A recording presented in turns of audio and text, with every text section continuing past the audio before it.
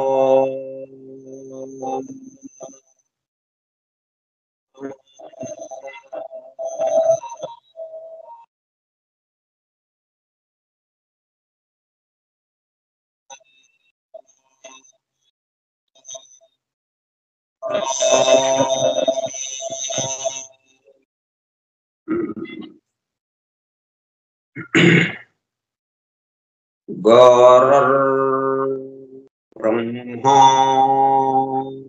गुरुर्विष्णुः गुरुर्देवो महेश्वरः गुरुः साक्षात् परं ब्रह्मा तस्मै श्री गुरवे नमः।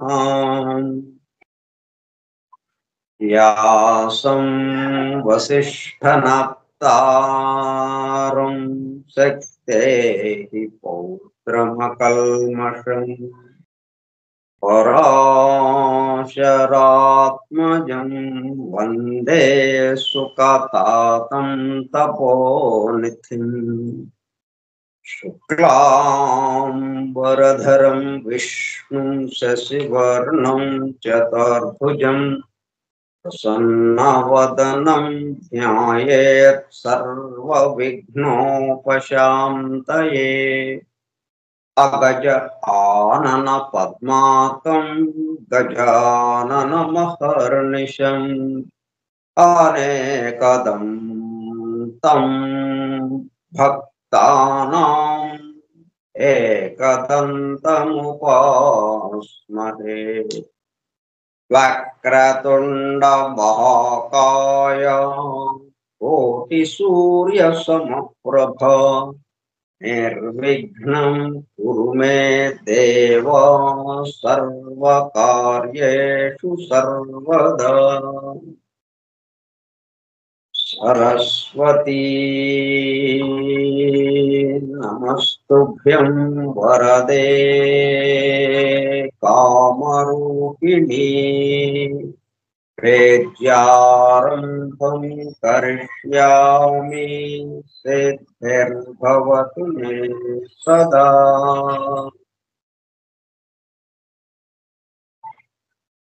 ॐ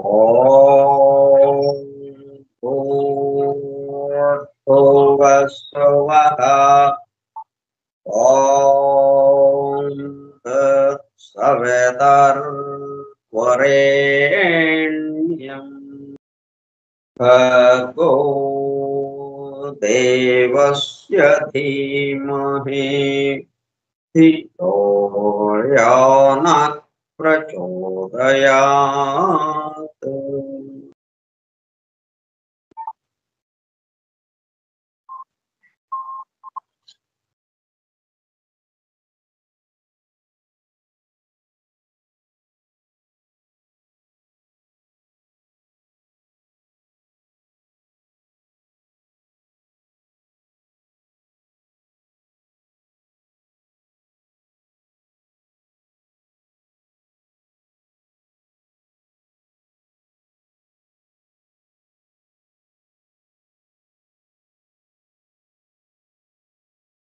Vasudev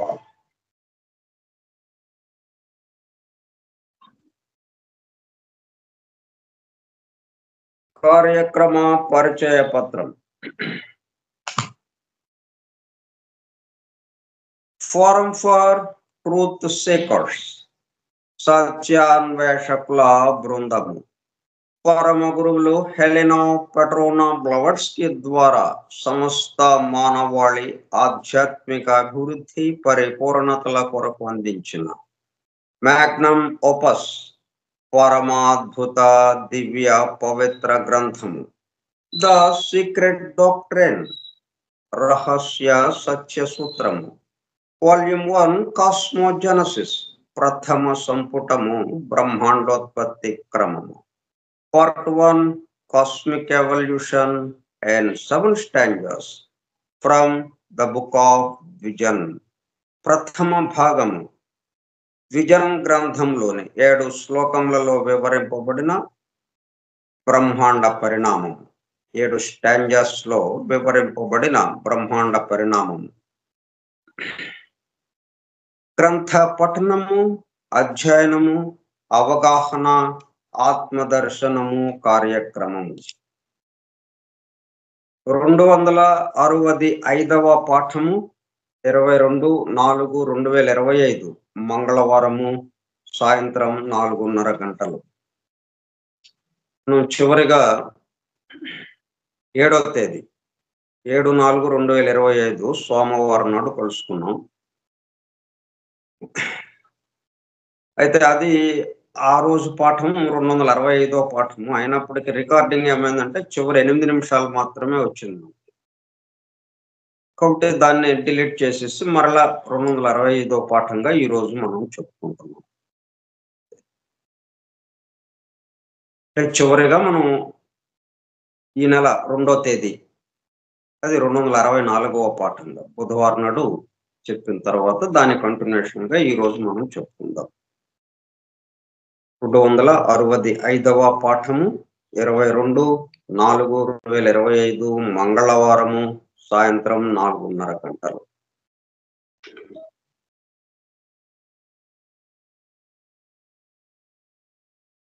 the secret doctrine Skype group లో సుదూర ప్రాంతాలలో ఎవరింట్లో వారు హాయిగా విశ్రాంతి తీసుకుంటూ ఏకకాలంలో ఒకేసారి ఏమి చేస్తున్నాము, వింటున్నాము. ఏమి వింటున్నాము? శాస్త్ర సాంకేతిక రంగంలో ఎంతో వేగముగా పురోగమిస్తున్న ప్రస్తుత కాలంలోని మానవాళి అదే వేగముతో ఆధ్యాత్మిక రంగంలో కూడా పురోగమించుటకు వీలుగా ప్రపంచంలోని అన్ని జాతుల మతముల పవిత్ర గ్రంథములలో పొడుపు కథల రూపంలో అర్థము అయి అవునట్లుగా ఉన్న సృష్టి రహస్యములను, సృష్టి అమెరికా కూర్పును బహిర్గతం చేసి మానవాళికి అందించి వాటి అవగాహన ద్వారా ఆత్మదర్శనము పొందుట అను దివ్య ప్రణాళిక అమలు పరచబడుటకు పరమ గురువులు మేడం హెలెనా పెట్రోనా బ్లవట్స్కీ ద్వారా అత్యద్భుతముగా అందించిన ద సీక్రెట్ డాక్ట్రిన్ గ్రంథంలో బాహాటముగా ఇవ్వబడిన అతి నిగూఢములైన సృష్టి రహస్యములు, వాటి మూలము, గ్రంథ హృదయమును చేరు పద్ధతులు తెలుసుకోవాలనే తీవ్ర ఇచ్ఛతో, తపనతో సత్యాన్వేషణలో భాగముగా ఎన్నో నిగూఢ విషయములను మరింత లోతుగా తెలుసుకుంటూ సత్యమును చేరు ప్రయత్నంలో మనమందరము ఇక్కడ చేరాము. దానితో పాటు ఆధునిక విజ్ఞానము యొక్క దృష్టి పథము నుండి తప్పిపోయిన తత్వదర్శన అన్వేషణలో అనగా సత్యాన్వేషణ కొరకు కూడా ఈ గ్రంథము దగ్గరకు వచ్చాము. The true student of the secret doctrine is a jnanayogi అని మేడం బ్లవట్స్కీ తన చివరి రోజులలో అన్న మాటలను నిజం చేయటానికి మనమందరము జ్ఞానయోగిగా అవుటకు కూడా ఇక్కడ చేరాము.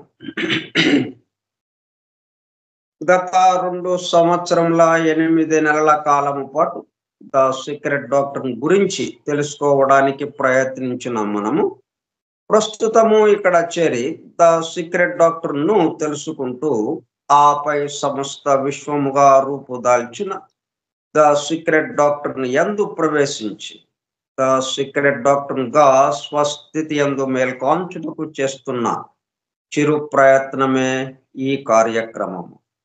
ఈ దివ్య జ్ఞాన మహాయజ్ఞ కార్యక్రమంలో పాల్గొని చెవియొగ్గి వినుచున్న, అనగా ఒళ్ళంతా చెవులు చేసుకుని వినుచున్న ప్రియ సత్యాన్వేషక సోదర శ్రోతలందరకు నమస్కారం. అని బెసంట్ ద్వారా ప్రసాదింపబడిన universal prayer invocation. O hidden life vibrant in every atom, oh hidden light shining in every creature, oh hidden love embracing all in oneness, may each who feels himself as one with thee know he is also one with every other. Okay.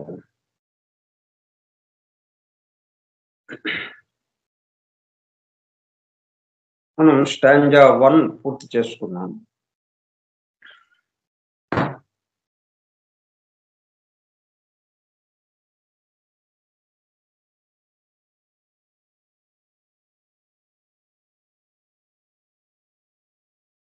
Stanza 1లోనే 9 శ్లోకాలు ప్రళయ స్థితికి సంబంధించిన వివరణ మనకు అందించింది.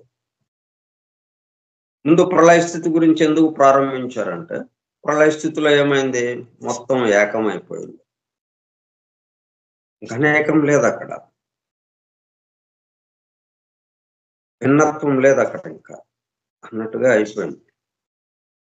అటువంటి చోట నుంచి మరలా ఈ మన్వంతర స్థితి అంటే సృష్టి వ్యక్తమయ్యే స్థితి రెండో శ్లోకం రెండో స్టాంజా నుంచి మనకు ప్రారంభమవుతుంది.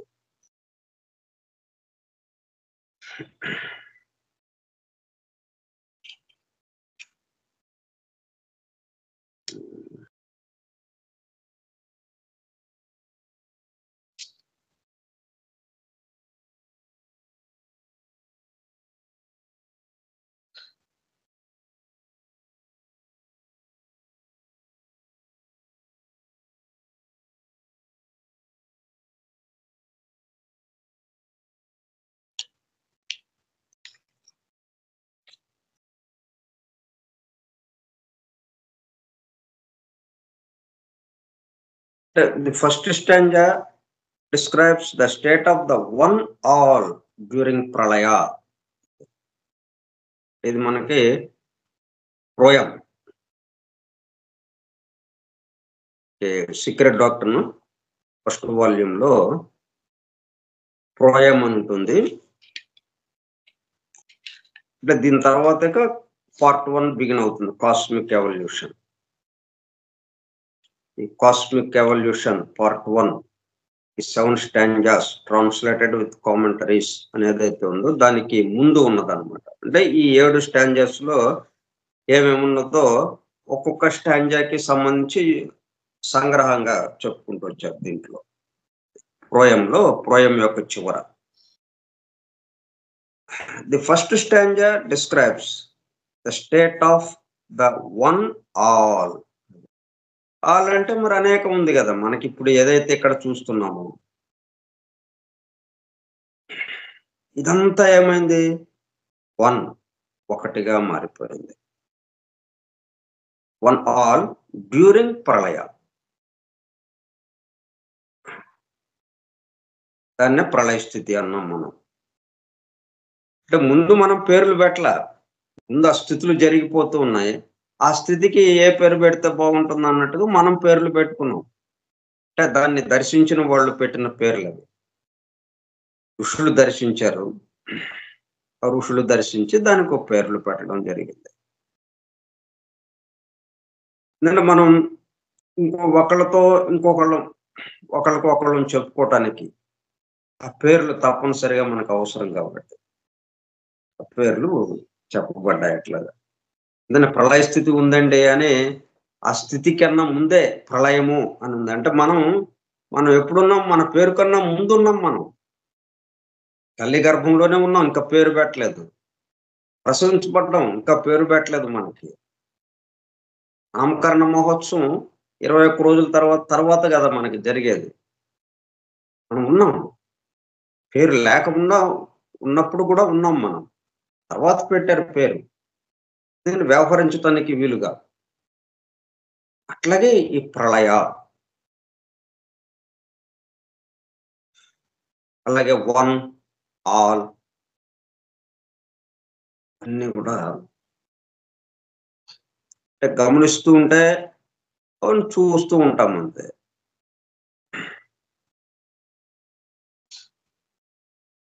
హిమాలయ పర్వతాల్ని మనకి హెలికాప్టర్‌లోనో, విమానంలోనో లేకపోతే ఉపగ్రహం నుంచి ఫోటోలు తీసి మనకి పంపించారనుకోండి. వాటన్నిటిని చూపిస్తూ ఉంటారు. కొన్ని వందల కిలోమీటర్ల పర్యంతం ఉంటుంది గదా! అది. వేల కిలోమీటర్ల పర్యంతం. అది చూపిస్తూ ఉంటే మొత్తం ఒక ప్రాంతంగా ఉందది. దాంట్లో మళ్ళీ రకరకాల పేర్లు. ఇది మౌంట్ కైలాష్, మౌంట్ ఎవరెస్ట్ ఇట్లా రకరకాలైన పేర్లు ఆయా ప్రాంతాలకి పెడుతూ అవి చూపిస్తూ ఉంటాం మనకి.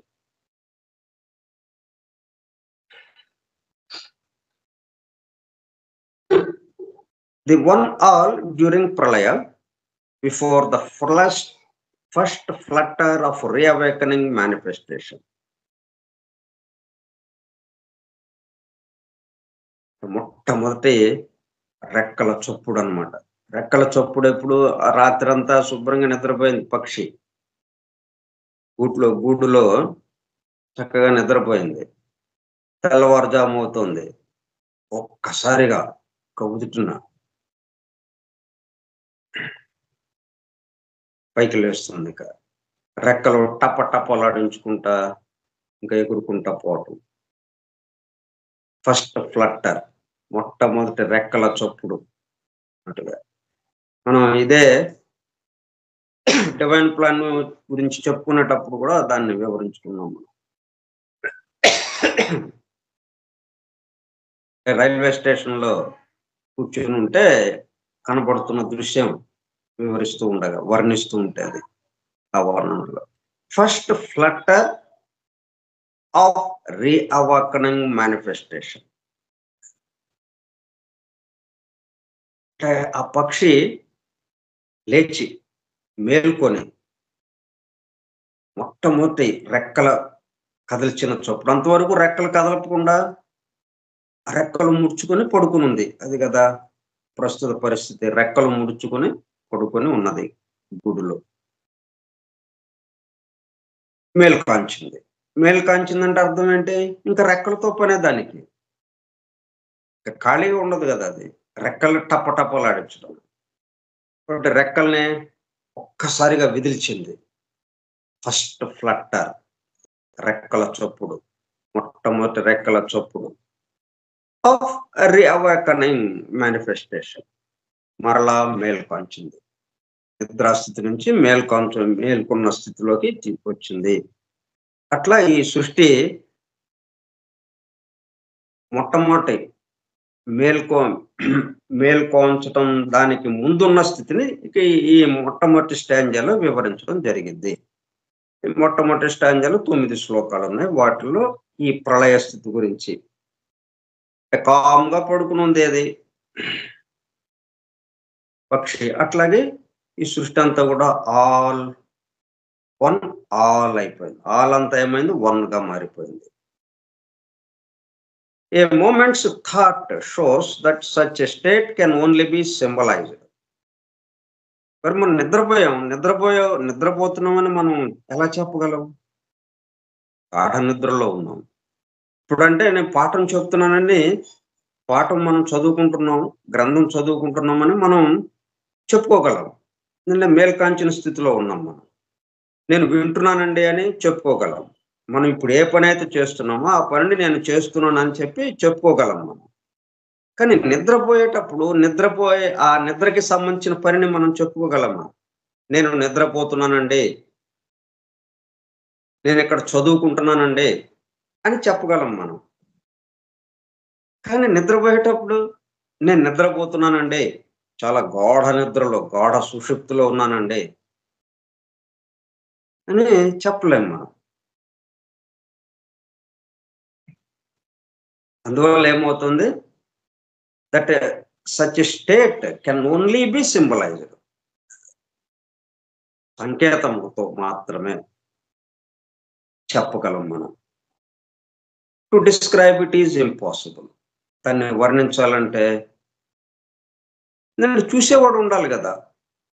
చూసేవాళ్ళం మనం ఉన్నాం గాబట్టి ఇక్కడ ఈ పాఠం చదువుతున్నాము అన్న విషయం మనం ఇప్పుడు ఏ పని చేస్తున్నామో ఆ పనిని చూస్తూ ఉన్నాం కాబట్టి, మేల్కాంచి ఉన్నాం కాబట్టి, ఆ పనిని చూస్తూ ఉన్నాం కాబట్టి, ఈ పని ఇలాగ జరుగుతుందని చెప్పగలుగుతాం. నిద్రాస్థితిలో పని జరుగుతున్నా గాని, అంటే నిద్రపోవటం అనే పని జరుగుతుంది గదా! అది కూడా ఒక పని. నిద్రపోవటం అనే పని జరుగుతోంది. కానీ నిద్రపోతున్నాము అన్న పనిని వివరించడానికి ఇక్కడ ఎవరు లేరు. గమనించేవాడు గూడా నిద్రపోతున్నాడు అన్నట్టుగా అయింది. కాకపోతే మూడవ కన్ను తెరుచుకున్నవాడు. వాడేంటిక వాడికి నిద్ర లేదిక. నిద్ర, మెలకువ, నిద్ర, మెలకువ, ప్రళయము, వ్యక్త సృష్టి. ఈ రెండిటికి మించిన స్థితి. అంటే ఈ 2 జరగాలి అంటే దానికి ఆధారంగా ఒకటుండాలి. అట్లా ఆధారంగా ఉన్న స్థితిలోకి వెళ్ళిపోయేటప్పటికల్లా, ఈ రెండిటిని దాటి ఆవల ఉండేటప్పటికల్లా ప్రళయ స్థితిని వాడు చెప్పగలుగుతాడు. సృష్టి వ్యక్తమైన సృష్టి యొక్క స్థితి గురించి చెప్పగలుగుతాడు. ఆ మూడవ కన్ను తెరుచుకున్నవాడు.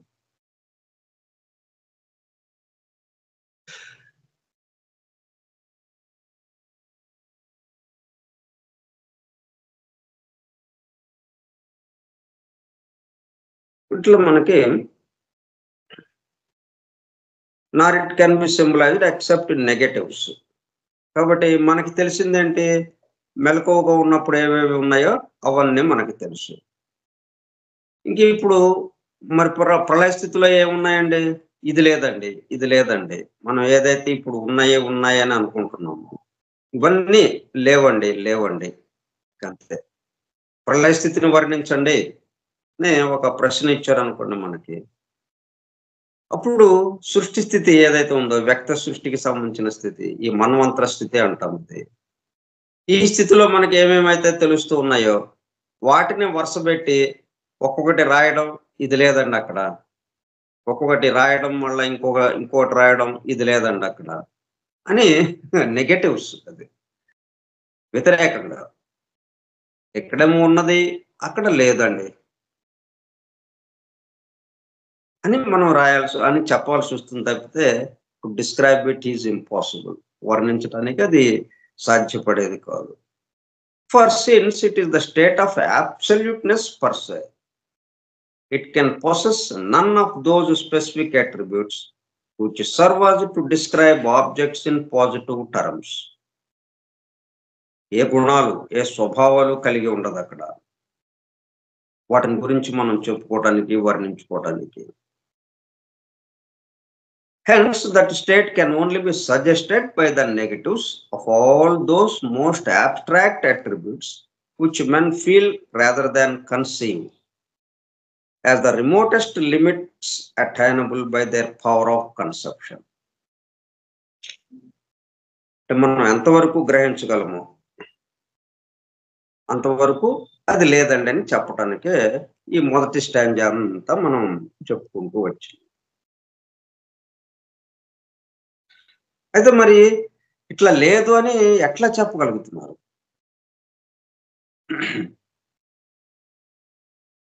అనేది ప్రశ్న వచ్చింది మనకి చివర స్టాంజా వచ్చేటప్పుడు కదా. స్టాంజాలోని చివర శ్లోకం వచ్చేటప్పటికి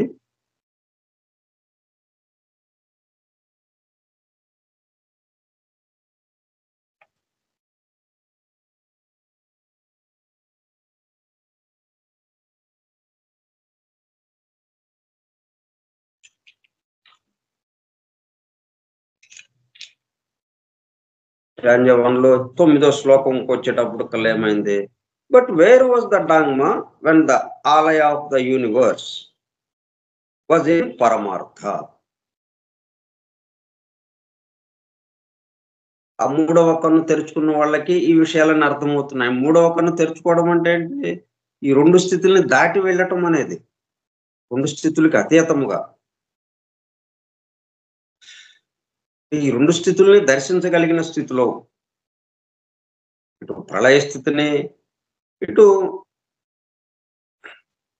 వ్యక్త సృష్టి స్థితిని, అంటే నిద్రా స్థితిని, మెలకువ స్థితిని. ఈ రెండిటిని గమనించగలిగిన స్థితి ఒకటి ఉన్నది. అంటే ఈ రెండిటికి ఆధారంగా మరి ఒకటి ఉంది గదా! ఆ ఆధారంగా ఏదైతే ఉందో అది మూడవ కన్నుకి సంబంధించింది. డాంగ్మా అని అంటాం దాన్ని. మూడవ కన్ను తెరుచుకున్నట్టుగా. అందుకే లయకర్తకి మూడవ కన్ను ఉంది అని మనం చెప్తున్నాం. లయం అయిపోయిన తర్వాత కూడా మరి లయం అయిపోయాక అది మళ్ళా రావాలి అంటే అది ఒకళ్ళ దగ్గర భద్రపరచబడాలి. భద్రపరచబడి మళ్ళీ దాన్ని తిరిగి అందివ్వాలి.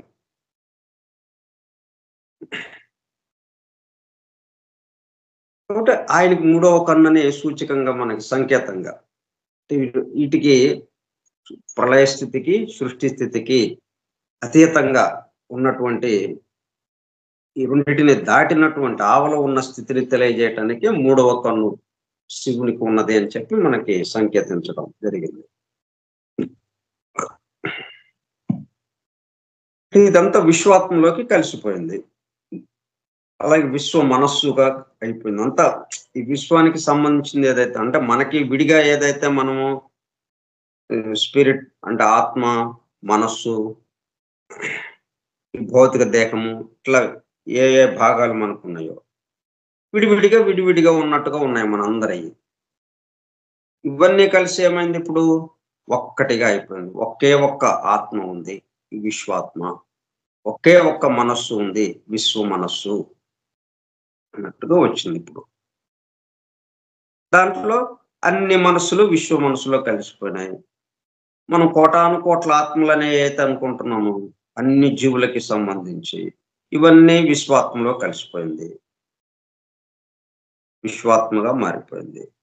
కాబట్టి ఏమైంది? One all. ఆల్ ఎన్నో కోటాను కోట్లు అనేకత్వం అంతా కలిసి ఏకత్వంగా మారిపోయింది. అటువంటప్పుడు ఈ డాంగ్మా అనేది ఎక్కడ ఉంది మరి?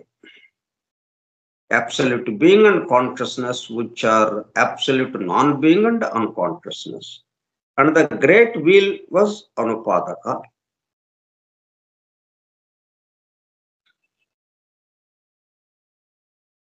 ఆ చివరికి దాని యొక్క కామెంటరీ కూడా మనం చెప్పుకున్నప్పుడు చివరిలో ఎక్కడ ఆగాం మనం? C part 2 primordial substance. అంటే ఇది మీరు ఇక్కడతో ఆపేస్తే మనం ఏమవుతుంది? స్టాంజా 1 కంప్లీట్ అయిపోయినట్టు. ఆ తర్వాత స్టాంజా 2లోకి మనం ప్రవేశించాలి. స్టాంజా 2లోకి ప్రవేశించబోయే ముందు మీరేం చేస్తారంటే రెండో భాగంలో ఉన్నటువంటి 3 భాగాలు చేశారు కదా మొదటి వాల్యూమ్‌ని, మొదటి సంపుటాన్ని ఏం చేశారు? 3 భాగాలు చేశారు. ఫస్ట్ పార్ట్‌ను మనం ఇప్పుడు చెప్పుకుంటున్నది ఫస్ట్ పార్ట్. 7 స్టాంజాస్ యొక్క వివరణది. బ్రహ్మాండ పరిణామానికి సంబంధించింది. రెండో పార్టు ఈ సంకేతాల యొక్క వివరణ. ఈ సంకేతాలన్నీ ఎట్లా ఎవల్యూట్ అయినాయి, ఎలా పరిణమించినాయి, ఎలా అభివృద్ధి చెందింది, సంకేతాలన్నీ ఎలా అభివృద్ధి చెందినాయి, సంకేత పరిణామాభివృద్ధి అన్న విషయంగా రెండో భాగంలో ఇచ్చారు. ఇక మూడో భాగంలోకి వచ్చినప్పటికల్లా సైన్స్ ఏంటి చెప్తోంది, ఇది దివ్య జ్ఞానం ఏం చెప్తోంది అంటే ఋషుల దర్శనము, శాస్త్రవేత్తల దర్శనం, శాస్త్రవేత్తల పరిశోధన, ఋషుల దర్శనం, ఈ రెండింటి మధ్యన ఉన్నటువంటి పోలిక గాని భేదము గాని. ఒక్కో చోట శాస్త్రవేత్తలు ఋషులు దర్శించిన దాన్ని రుజువుపరుస్తూ దాన్ని నిర్ధారిస్తూ వస్తున్నారు ఒక్కో చోట కాంట్రాస్ట్ అంటే వ్యతిరేకంగా అట్లా కాదండి అని చెప్తున్నారు. అది ఎందుకు అట్లాగా వాళ్ళు పొరపాటు పడుతున్నారు సైంటిస్టులు? ఋషులే ఎందుకో అట్లా వాస్తవంగా ఖచ్చితంగా చెప్పగలిగారు. దాన్ని శాస్త్రీయంగా మనకి అందించారు మూడో భాగం. ఇప్పుడు ఇట్లా రెండో భాగంలోకి వెళ్లి మీరు ప్రైమార్డియల్ సబ్స్టెన్స్ అన్న విషయం ఉంది. దాన్ని మీరు అధ్యయనం చేసి అప్పుడు రెండో స్టాంజాలోకి ప్రవేశించండి అని మనకి సూచన ఇవ్వడం జరిగింది. అనుపాద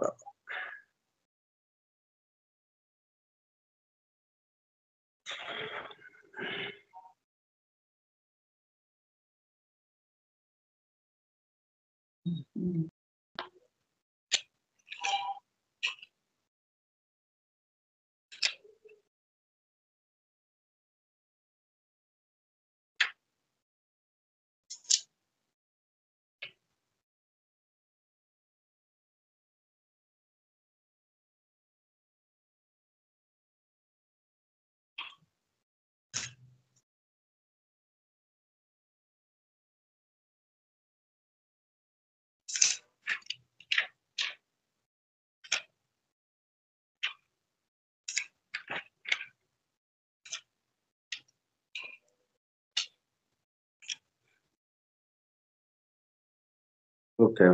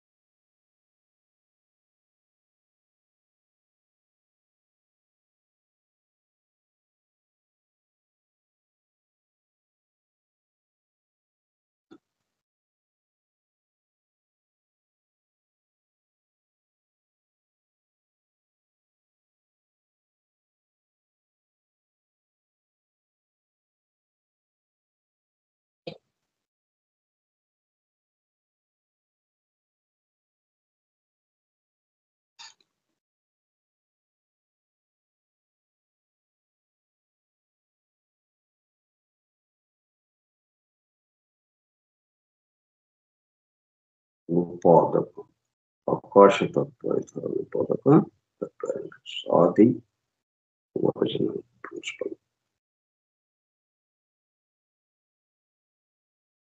ఇప్పుడు అనుపాదక అని ఇక్కడ ద యూనివర్స్ వాస్ అనుపాదక అంటే ప్రస్తుతం ప్రళయ స్థితిలో ఉండగా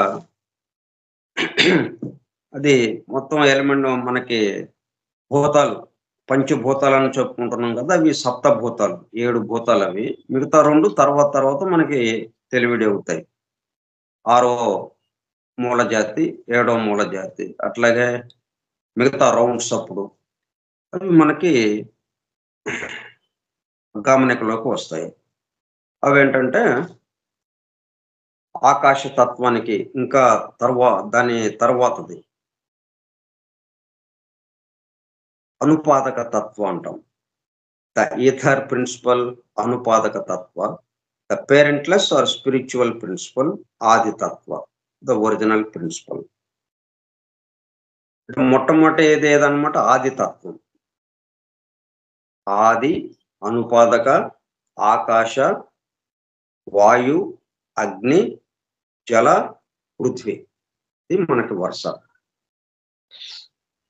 ఇప్పుడు ప్రస్తుత స్థితి ఏంటన్నమాట, ఆది తత్వంలో మొత్తం కలిసిపోయి గా ఉంది. పృథ్వీ తత్వం జలతత్వంలో కలిసిపోయింది, జలతత్వం అగ్నితత్వంలో కలిసిపోయింది, అగ్నితత్వం వాయుతత్వంలో కలిసిపోయింది.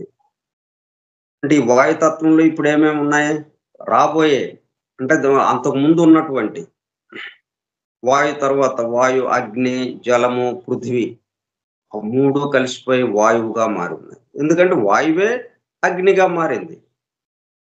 ఎందుకని ఇట్లాగా జరుగుతూ ఉంది? ఇవి ఒక దాంట్లో ఒకటి కలిసిపోతూ ఉన్నాయంటే ఒక దాంట్లో నుంచి ఒకటి వచ్చినాయి కాబట్టి, ఇక్కడ ఉన్నది ఒకటే కాబట్టి.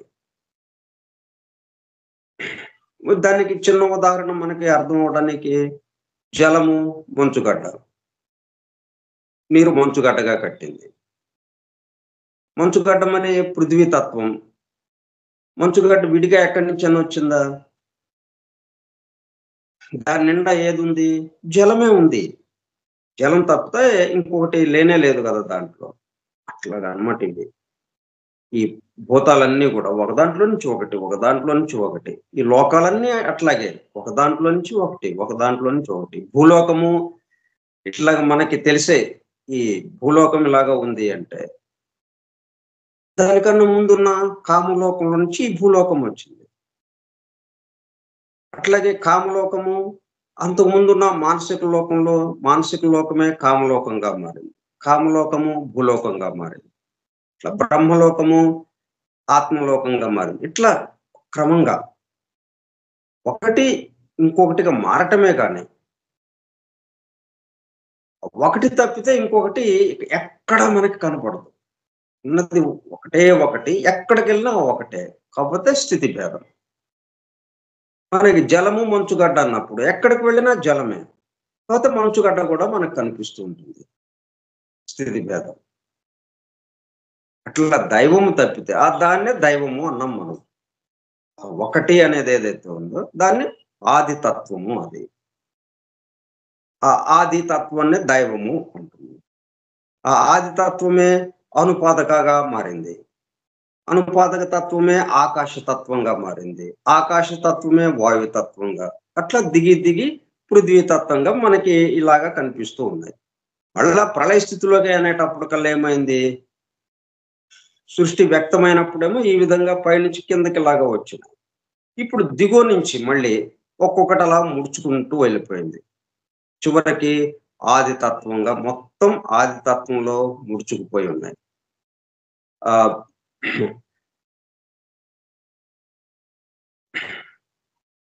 ఈ వ్రేళ్ళు మనం ఎట్లాగైతే చెయ్యి పిడికిటి పట్టేసేస్తే, అలాగ మూసేస్తే, చెయ్యి ఇలాగ వెల్లడి చేసాము. ఇలాగ వ్రేళ్ళన్నీ చాచాము. ఆ చాచిన వ్రేళ్ళని ఏం చేసాము, ఇలాగ నెమ్మదిగా దగ్గరికి తీసుకొచ్చి ముడిచేసాం. అట్లాగా పిడికిలి పట్టినట్టుగా ముడుచుకుపోయింది ఇది. పూర్తిగా ముడుచుకుపోయి ఆదితత్వం ఒక్కటే అక్కడ ఉన్నట్టుగా ఉంది. మనకి చిట్ట చివరగా ఆ 9వ శ్లోకానికి చివరగా మనం చెప్పుకుంది. అందుకని మనం ఏం చేస్తున్నామంటే ఇప్పుడు ప్రైమార్డియల్ సబ్స్టెన్స్ ఈ రెండో భాగానికి వెళ్ళి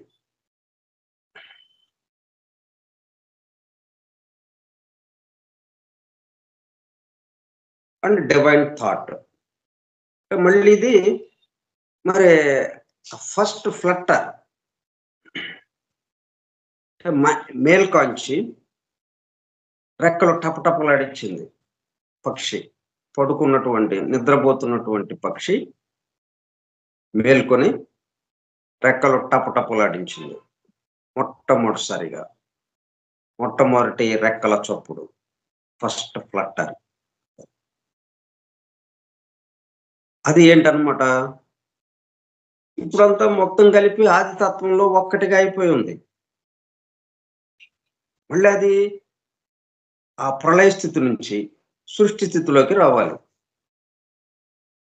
అంటే 7 తత్వాలు మళ్ళీ మిగతా 6 తత్వాలు గా ఆ ఏడో తత్వంగా ఉన్నదేదైతే ఉందో ఆది తత్వం.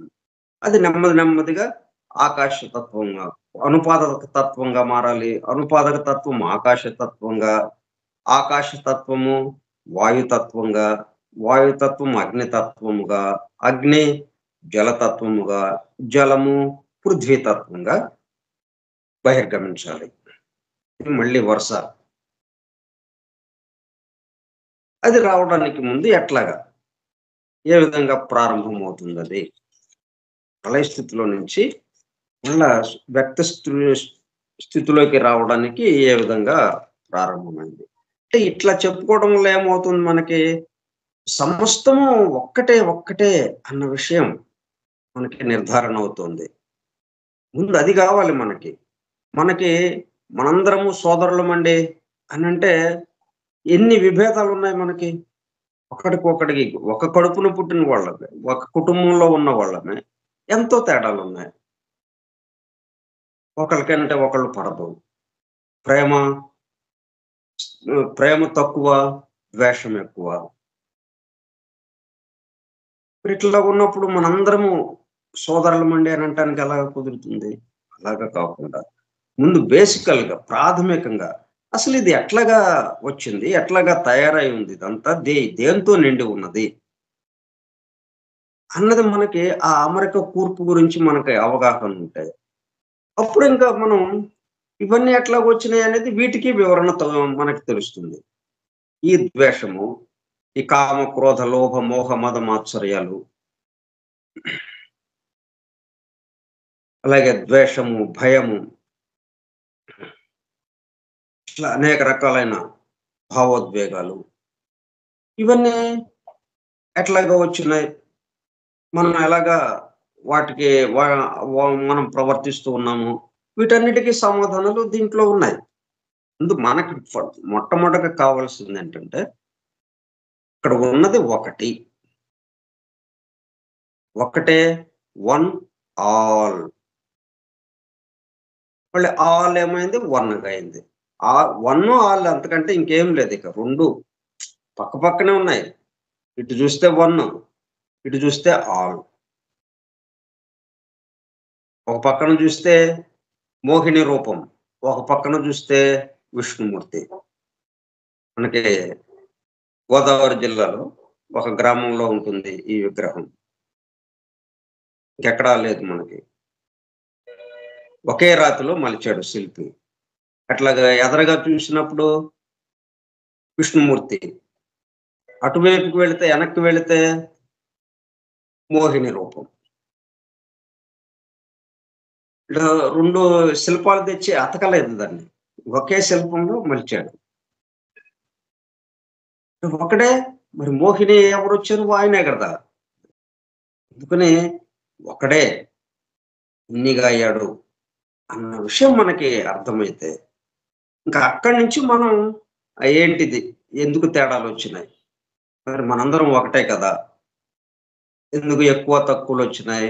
పాప పుణ్యాలొచ్చినాయి, కోపతాపాలు, ప్రేమ, ఈర్ష్యలు, ఈ గందరగోళాలన్నీ ఎందుకొచ్చినాయి? అప్పుడు ఆలోచిద్దాం. మనం ముందు వీటిని గురించి ఆలోచిస్తా ఉంటే మనకి ఎక్కడికి తెగదక్కది. అందుకు ప్రాథమికంగా ఇది ఒకటికి సంబంధించింది అన్న విషయం మనకి నిర్ధారణ కావాలి. దానికోసమే ప్రళయ స్థితితో వర్ణించటం మొదలుపెట్టారు 'ద సీక్రెట్ డాక్టర్' స్టాంజాస్. లేకపోతే మనకెదురుగా ఉన్నటువంటి మనకి తెలిసేది మనకెదురుగా ఉన్నది గదా! దీంతో మొదలుపెడితే మనకి తేలిగ్గా అర్థం చేసుకుంటాం గదా! కానీ వ్యక్త సృష్టికి సంబంధించి మొదలుపెట్టలేదు స్టాంజాలో. స్టాంజాస్ 7 గూడా ఎట్లా మొదలుపెట్టారు? మొట్టమొదటి స్టాంజా ప్రళయ స్థితితో మొదలుపెట్టారు. నిద్రతో మొదలుపెట్టారు. ఎందుకంటే నిద్ర ఏమవుతుంది? గాఢ నిద్ర ఏకత్వంలోకి తీసుకెళ్తుంది. ఇన్ని రకాలున్నా గాని, ఇంతమందితో ఇన్ని రకాల ఓ యుద్ధం చేస్తున్న సైనికుడు నిద్రపోయాడు. ఏది యుద్ధం? ఆ 2 దేశాల మధ్య యుద్ధం జరుగుతోంది. 2 దేశాధినేతలు నిద్రపోయారు. గాఢ నిద్రలోకెళ్లారు. ఏది యుద్ధం? అట్లాగా మనం ఆ ఏకత్వ స్థితి నుంచి మరలా ఈ అనేకత్వం ఎలాగా వచ్చింది? కాబట్టి ఎందుకని? ఆ ఏకత్వం అన్నదే అనేకత్వముగా మారింది. ఈ అనేకత్వంలో గూడా ఉన్నది వన్. ఆల్ అని అనుకుంటున్నాం గానీ, అనేకము అనుకుంటున్నాం గానీ, ఈ అనేకమంతా గూడా ఏకానికి సంబంధించిందే అన్న దానికి మనం నిర్ధారణకొస్తే, ఇగో ఈ 9 శ్లోకాలు మనకి మొట్టమొదటి స్టాంజాలోని 9 శ్లోకాలు మనకి అట్లా నిర్ధారణ రావడానికి చక్కగా ఉపయోగపడింది. అట్లా వివరించుకున్నాం మనం. ఇప్పుడు మొత్తం ఏమైంది? భూలోకం దాకా ఉన్నటువంటి, అలాగే పృథ్వీతత్వం దాకా ఉన్నటువంటి ఇవన్నీ క్రమక్రమంగా ముడుచుకుంటూ అంటే ఆ ముడుచుకోవడం ఎట్లాగా? తను దేంట్లో నుంచి వచ్చిందో దాంట్లోకెళ్ళిపోయింది. పృథ్వీతత్వం దేంట్లో నుంచి వచ్చింది? జలతత్వంలో నుంచి. జలతత్వానికెళ్ళిపోయింది. కాబట్టి ఎక్కడ చూసినా జలమే. ఇంకా పృథ్వీ లేదిక. అందుకే జల ప్రళయం.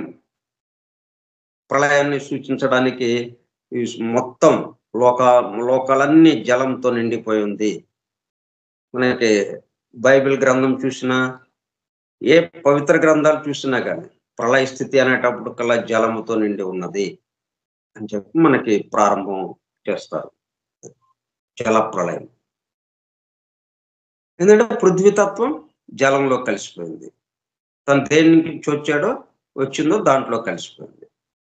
ఇంకా ఆ తర్వాత నెమ్మదిగా మిగతాయి కూడా ఒక్కొక్క తత్వం దాంట్లో కలిసిపోతే ఇప్పుడు ఆది తత్వంగా ఉంది. ఏడో తత్వమైనటువంటి ఆది తత్వంగా ఒక్కటిగా ఈ మొత్తం 7 తత్వాలు కలిసి ఒక తత్వంగా ఇలాగా ప్రళయ స్థితిలో ఉన్నది.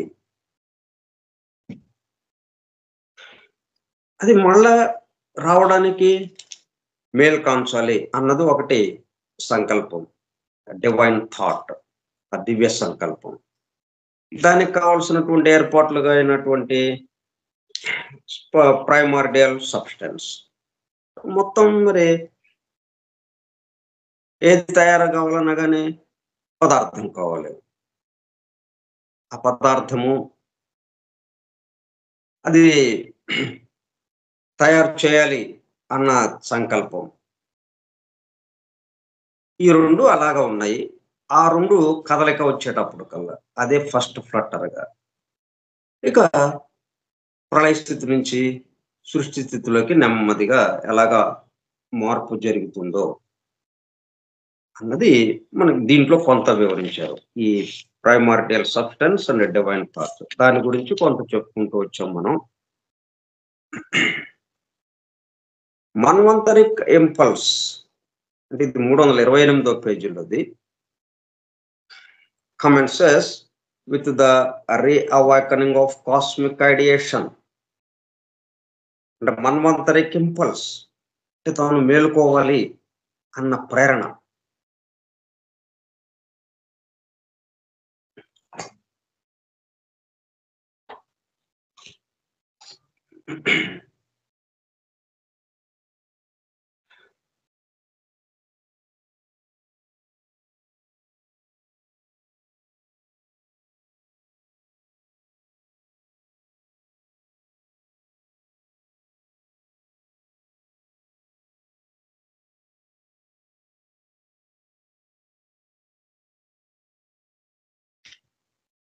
మన్వంతరిక్ ఇంపల్స్ commences ప్రారంభమవుతోంది ఇప్పుడు with the reawakening of cosmic ideation, the universal mind.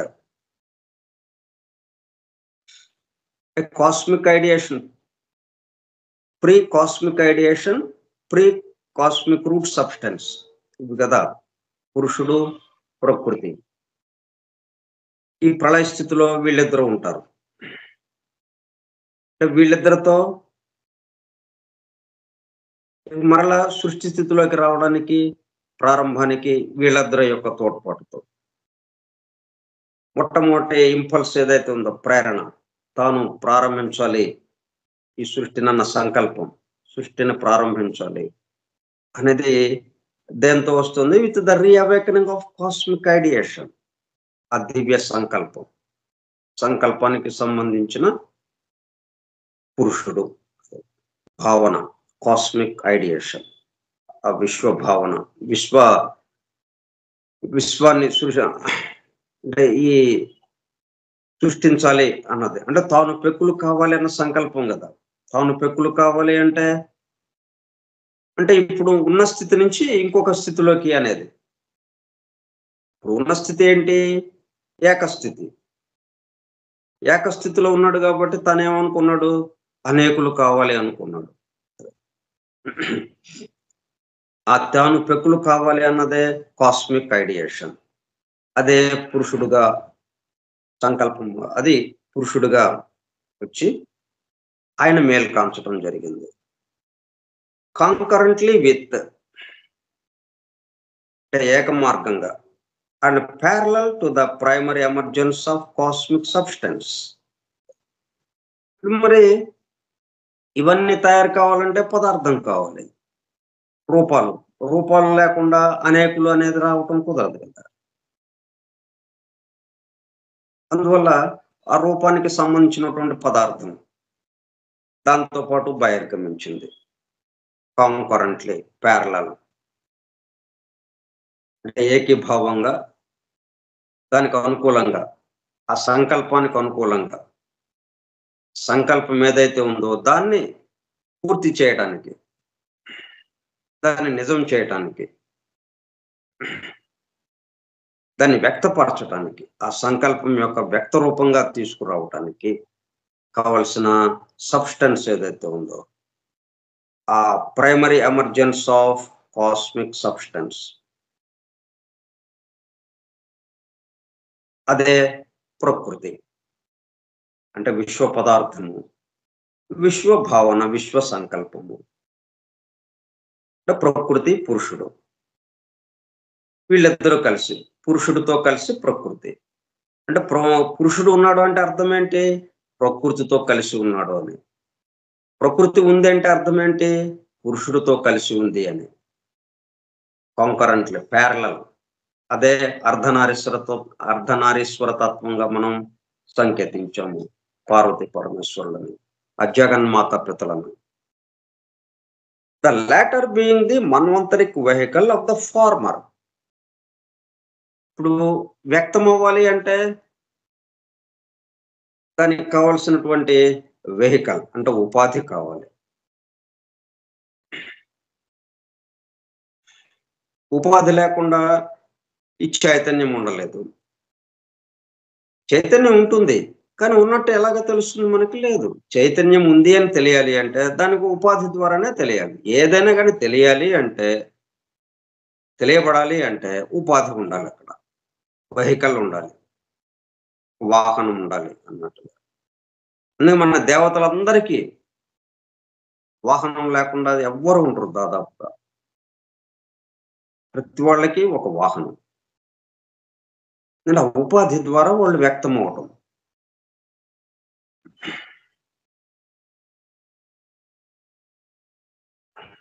అంటే ప్రకృతి ఈ రూపానికి సంబంధించి, అంటే రూప జగత్తు, జీవము, రూపము, జీవము, ఇది ఈ 2 విభాగాలు. ఈ జీవం ఏమవుతుంది? రూపం ద్వారా వ్యక్తం అవుతుంది. అందువల్ల ఈ 2 కాంకరెంట్లీ ప్యారలల్, ఏకీభావంగా, ఒకదానికొకటి ఏకీభావంగా. వ్యతిరేకమైతే ఇంకా పని జరగదు కదా! పని జరగదు, పని ఆగిపోతుంది. అందువల్ల ఏకీభావంగా, కాంకరెంట్లీ ప్యారలల్. మరి 2 పట్టాలు ఉండాలి. రైలు వెళ్ళాలి. మరి ఇప్పుడు దేనికోసం వీళ్ళంతా?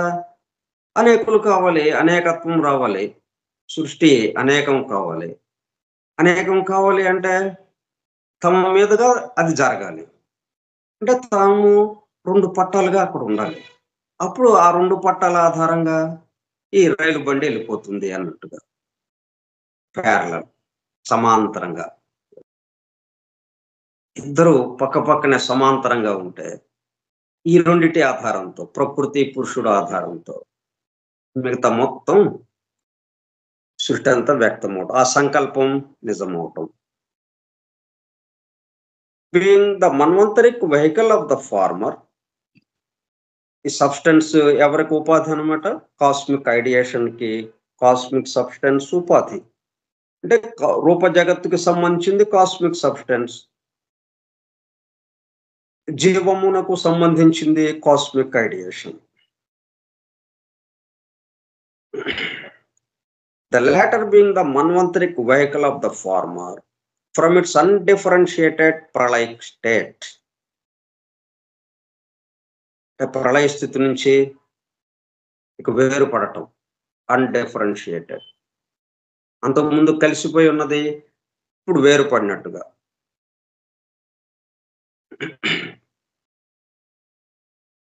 ప్రళయ స్టేట్.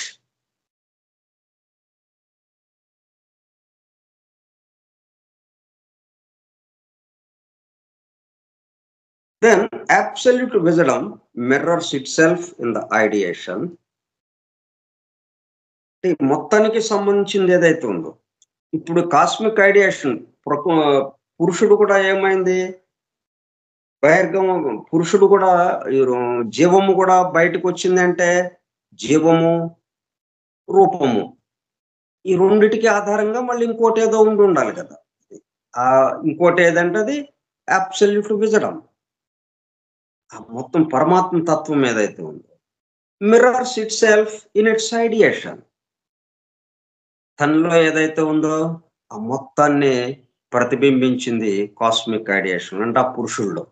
ఆ పురుషుడేంటనమాట అంటే మనం ఉదాహరణగా అంటే మనకి బైబిల్‌లో ఇచ్చింది ఈ స్థాయిలో ఇవ్వలేదు కానీ, దిగువ స్థాయిలో సంబంధించినవి ఇచ్చింది. కానీ ఇక్కడ మనం అర్థం చేసుకోవడానికి చక్కగా సరిపోతుంది. Adam and Eve. ఆదాంని ఎట్లాగా సృజించాడు? తన వలే. తన యొక్క లక్షణాలతో తన వలనే సృజించాడు.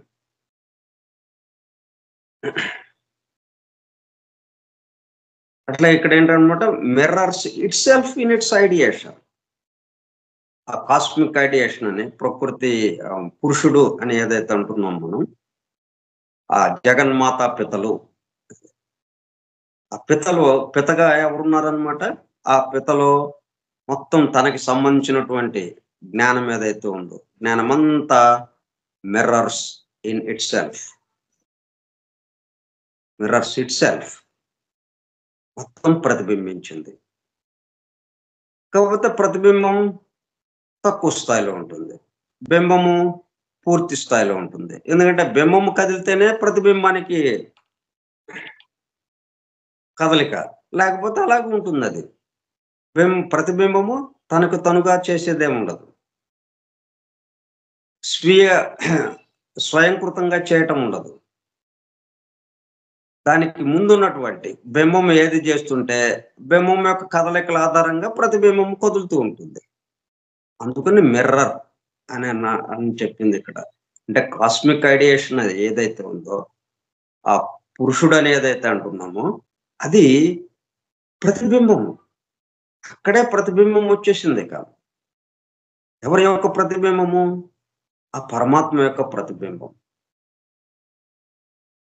Itself in its ideation, which by a transcendental process, superior to and incomprehensible by human consciousness.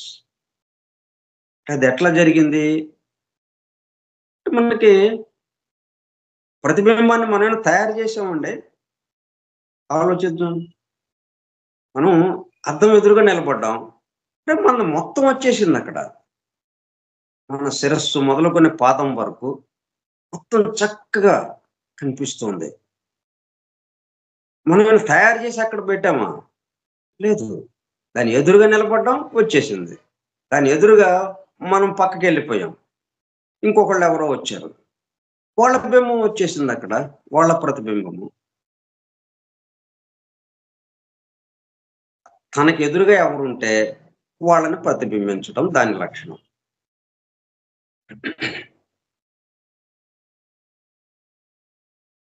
అందువల్ల దీనికి ఇక్కడ ఏంటనమాట mirrors in itself in its ideation which by a transcendental process. Transcendental అంటే అతీతం.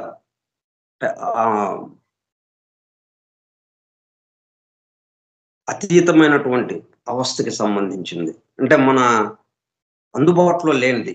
మనం అర్థం చేసుకోవటానికి వాటికి సంబంధించి లేనిది అని. మరి అద్దం మనం రెడీగా ఉంది కాబట్టి, ఆ అద్దం ఎదురుగా నిలబడితే మన ప్రతిబింబం వచ్చేసింది. దాన్నే ట్రాన్సెండెంటల్ ప్రాసెస్.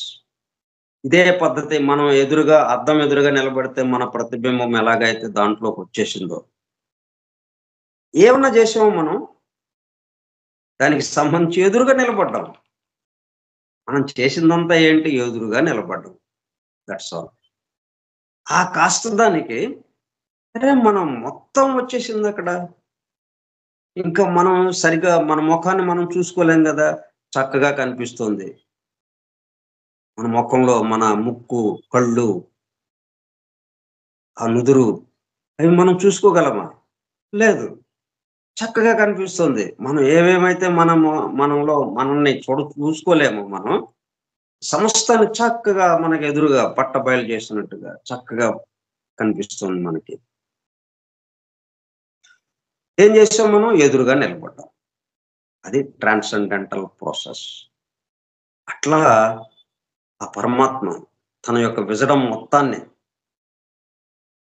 అట్లా కాస్మిక్ ఐడియేషన్‌లోకి దింపేశాడు. కాస్మిక్ ఐడియేషన్ అన్న ప్రతిబింబంగా అది వచ్చేసింది.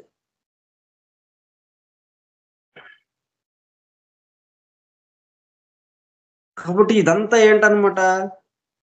ఈ చైతన్యమంతా ఎవరిది? ఆ పరమాత్మ చైతన్యంది.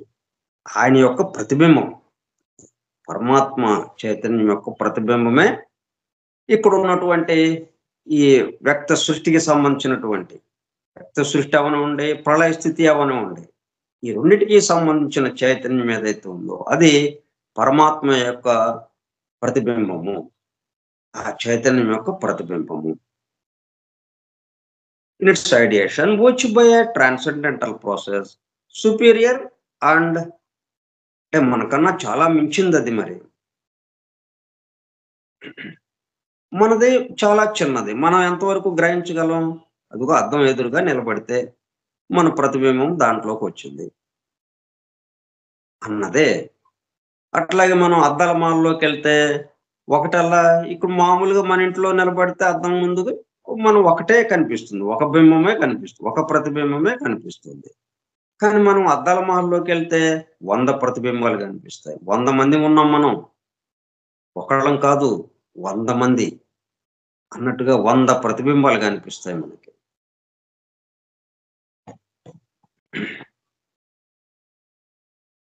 ఇదంతా ఏమో ట్రాన్సెండెంటల్ ప్రాసెస్. ఆ పద్ధతి ద్వారా. ఇది సుపీరియర్. మనకి మించినదిది.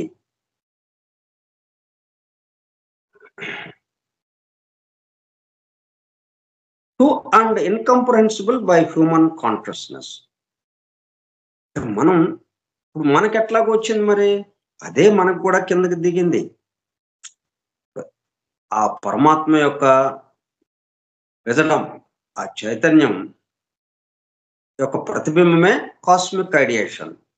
ఆ కాస్మిక్ ఐడియేషనే కాస్మిక్ సబ్‌స్టెట్స్‌ని ఉపాధిగా తీసుకొని ఈ అనేకము అనే దాంట్లోకొచ్చేసింది. మరిది ఈ కాస్మిక్ ఐడియేషన్ ఎక్కడిది? ఆయన యొక్క ప్రతిబింబము. ఇక్కడ మనం గూడా దానికి సంబంధించిన వాళ్ళమే గాబట్టి, మనలో ఉన్న రూప జగత్తు ఉంది, జీవము ఉంది మనలో. చైతన్యం ఉంది, రూపము ఉంది. ఈ రూప జగత్తుకి సంబంధించింది బాహ్య రూపం మనది. ఈ దేహము. ఈ దేహాన్ని ఆశ్రయించి ఉన్నటువంటి ఆత్మకి సంబంధించింది ఏదైతే ఉందో అది చైతన్యము, జీవముకి సంబంధించింది. ఆ జీవము, చైతన్యము ఎక్కడిది? ప్రతిబింబము. కాస్మిక్ ఐడియేషన్ యొక్క ప్రతిబింబము. ఆ ప్రతిబింబమే అంటే వందల వందల ప్రతిబింబాలొచ్చేసినాయి. ఇక్కడ వందల మంది రావటం కాదిక్కడ. మనం కోటాను కోట్ల మంది ఇక్కడ అన్నీ కనిపిస్తున్నాం గదా! అన్నీ ఏంటి? ప్రతిబింబాలు, ప్రతిబింబాలు. అంతేగాని ఇన్ని వందల వేల మంది కోట్ల మంది, టాను కోట్ల జీవులు పుట్టడం అని ఇట్లా అన్న విధం కాకుండా ఇవన్నీ ప్రతిబింబాలు. మొట్టమొదటి ప్రతిబింబము ఆ పరమాత్మ యొక్క ప్రతిబింబం. అది కాస్మిక్ ఐడియేషన్‌గా దాన్ని తీసుకొని, ఆ కాస్మిక్ ఐడియేషన్ కాస్మిక్ సబ్‌స్టెన్స్‌ని ఉపాధిగా తీసుకొని, ప్రకృతి, పురుషుడు వీళ్ళిద్దరితో మొత్తం మరలా అవేకనింగ్ మరలా వ్యక్త సృష్టికి సంబంధించి ప్రళయ స్థితి నుంచి వ్యక్త సృష్టిలోకి మేలుకాంచటం ప్రారంభమైంది.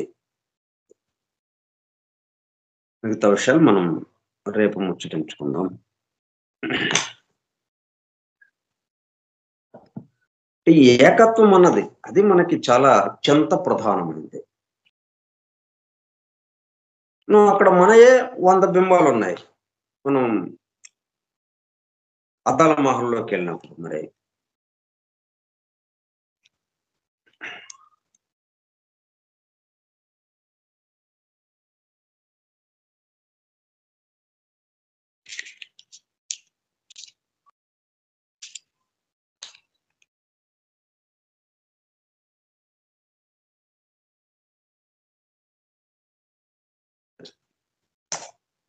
ఓకే. స్వస్తి ప్రజాభ్యః పరిపాలయంతాం న్యాయేణ మార్గేణ మహీం మహీషాః గో బ్రాహ్మణేభ్యః శుభమస్తు నిత్యం లోకా సమస్తా సుఖినో భవంతు లోకా సమస్తా సుఖినో భవంతు లోకా సమస్తా సుఖినో భవంతు. ఓం శాంతి శాంతి శాంతి. వాసుదేవ.